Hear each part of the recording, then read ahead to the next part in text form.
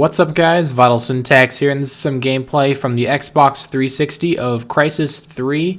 It's multiplayer beta that's going to be starting on the 29th. It's an open beta, and it has two different maps, Airport and Museum, and there's two different game modes, Hunter as well as Crash Site. So in this video I'm going to be talking about the Hunter game mode, and I'll probably make a separate video for the Crash Site game mode, although if you played Crysis 2 you've probably heard of that game mode. So Hunter is in some ways similar to something like Zombies or Infected or Flood from Halo, depending on which Halo game you're playing, where you have two different teams. The first team is the Marine teams, or the Cell team, and they don't have a nanosuit. All they have is health. If you look down in the bottom right-hand corner, you'll see they don't have, the stealth or the armor abilities that you would have with the nanosuit. But you do just have your health meter, and you also have a primary and then secondary weapon. There's a couple different classes you can choose between.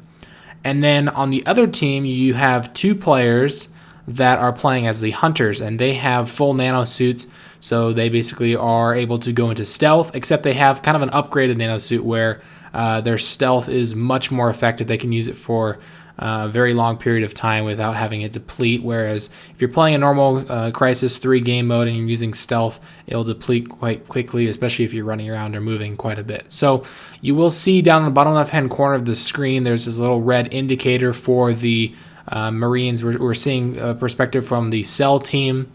So if you have a game that's 12 players in the lobby, which I believe on the PS3 and the Xbox 360 multiplayer is going to be limited to 12 players. On the PC, I think it's limited to 16 players. So on the Xbox, you'll have two players starting out as Hunters, and then the other 10 players will be on the Cell. If you get killed as a Cell, then you automatically will respawn as a Hunter. And as the Hunters, you're going to have the crossbow, which is really awesome. I guess it's more of a bow and arrow than a crossbow. It's really, really awesome. You can mess with the tension on it, pull it back all the way, and you can get a one-hit kill. And so you want to use the combination of your stealth mechanics to move around the map unseen, and the combination of that one-hit kill to try and take out the enemies. So as a Cell team, what you want to try and do is hold down a position, try and watch each other's backs, try and find a good spot that you can kind of control. In some ways it's promoting camping. It's not really, I guess, camping in some senses of the term in other games, but you kind of want to watch each other's back and look out for the invisible Hunter players, and they're very hard to spot. You're not completely invisible. You can see kind of a faint outline and a little bit of a blur when they move around.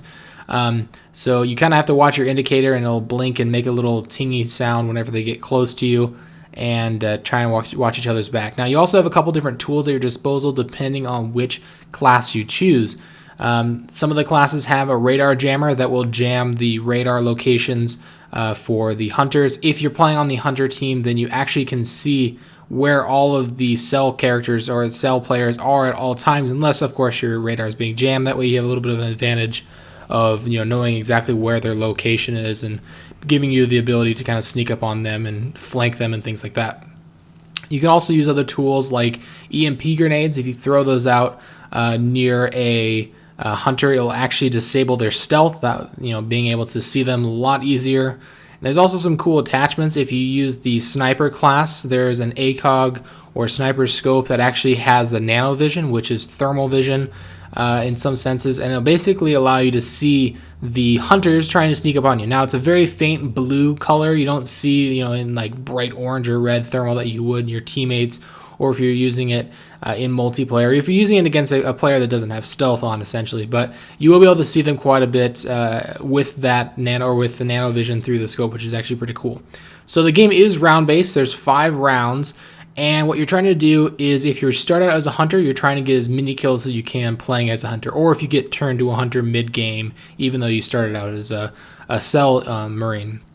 If you're playing as the Cell, then you want to survive for the longest period of time. The longer you survive, the more points you get. And so in a sense, it's kind of a free-for-all. There's a free-for-all leaderboard. There's a first, second, third place spot that everybody's trying to compete for. Although there are teams, you're trying to obviously have the highest score out of the 12 or 16 players, depending on which platform you're playing on. A lot of the weapons that we saw in Crysis 2 are also in Crysis 3. Things like the Scarab or the Scar assault rifles, or the Majestic revolver, or the Marshall shotgun, pump action shotgun, as well as a lot of the other ones. There's also a couple new ones that you'll see in some of this gameplay or in future gameplays, or once you get your hands on the open beta yourselves on the 29th. There you also just saw a hologram, which is another one of the tools you can use depending on which class you're using. You actually send out a hologram in hopes that one of the hunters will think that it's a cell unit, and he'll try and take it out and give away his position. So the map you guys are seeing here is Museum. This is one of the two maps. Like I said, the other one is Airport. Airport's a little bit more open. I think it's a little bit larger of a map. This one's a little bit more closed off. You got half of the map, which is kind of this indoor museum area that's kind of on this angle, a little bit slanted, which is kind of disorienting. And that's kind of the more close quarter combat area. And then you have the exterior area, which is more open. There's a couple different verticality points that you can go up or down, different ramps to get to different access points.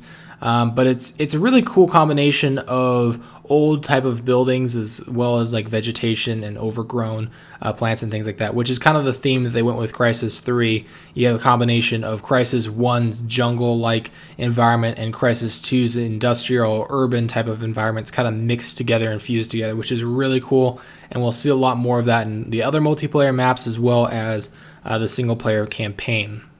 Now, this doesn't necessarily relate to the Hunter game mode, but in the other game modes that you can play where you can actually use the custom loadouts, we do have the returning custom class system that you had in Crysis 2, where you can change out your primary weapon, what attachments you're using on that primary weapon, your secondary weapon, its attachments, what explosives you're using, EMP grenades, frag grenades, rockets, and you can also change out the nanosuit upgrades, which are a huge component of Crysis 2 as well as Crysis 3. They're kind of like perks from Call of Duty or specializations from Battlefield. Essentially, they give you upgrades to your character. So you can do things like increase your hip fire accuracy, increase your movement speed, increase the amount of time you can stay in stealth before it depletes.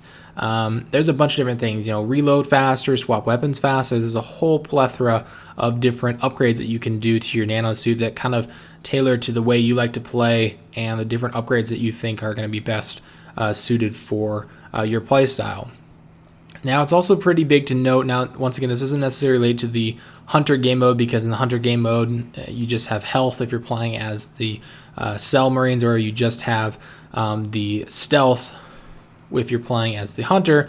But in the full multiplayer experience, you actually have two different types of energy, whereas in Crysis 2 you only had one type of energy. And in Crysis 2, your energy was used whenever you ran, whenever you did a power jump, whenever you used your armor, or whenever you went into stealth. It was all using the exact same energy meter, and that energy meter would obviously deplete and have to regenerate.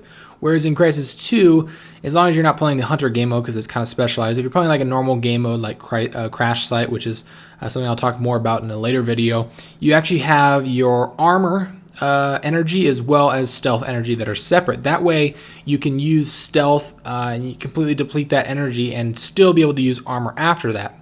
Now, they have stealth kind of set the same way they did in Crysis 2, whereas if you move around or you have it and enable for any set amount of time, it's always kind of draining your stealth energy. But armor works a little bit differently. You can have armor on for as long as you want. It doesn't deplete by just having it turned on. It only depletes whenever you get hit, which I think is a better way to balance it out and make it a little bit more user-friendly. On top of that, moving around, running, doing power jumps and stuff like that does not use energy at all. So you essentially can move a lot more freely around the maps, move a lot more quickly around the maps, use verticality by jumping up and grabbing ledges and things like that. They've also kind of improved the ledge grabbing mechanics. So if you guys remember in Crysis 2, you could jump up to a ledge above you and you kind of do this grab animation, which is really cool animation.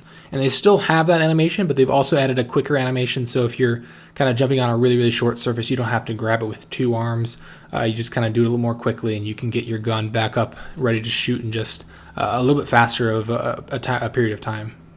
Now, if you haven't seen some of my other videos or been keeping up with the gaming news lately, and you're still wondering when this game is coming out, when the beta is coming out, what platforms it's coming out, let me go over that real quickly. So the open beta is available to everybody. It starts on January 29th and it ends on February 12th. It's available on the Xbox 360, the PS3, as well as the PC. The full game is coming out on February 19th, and I believe February 22nd in Europe. That's 19th in the US. I could have those dates slightly wrong, but it's basically around those times for both the beta and the full release of the game. The game, obviously, it's going to be on all 3 platforms in the beta. It's going to be on all 3 platforms when it's fully released. You guys can expect a lot more content for the beta of Crysis 3 on my channel, as well as the full game once it's released. I'm going to be playing the crap out of this thing on the PC to show you guys the max settings, 1080p, once the beta's out on PC and I can record that. So make sure to subscribe to see those videos. Feel free to give me a like or favorite if you enjoyed the video, and I'll see you guys in the next one. Thanks for watching.